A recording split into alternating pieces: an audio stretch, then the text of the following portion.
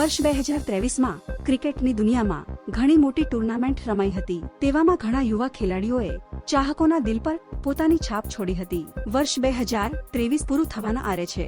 દરમિયાન દર વર્ષની જેમ ગૂગલે આ વર્ષનો ગૂગલ ટ્રેન્ડ એટલે કે 2023માં ભારતમાં સૌથી વધુ સર્ચ થયેલી વસ્તુઓની યાદી જાહેર કરી છે।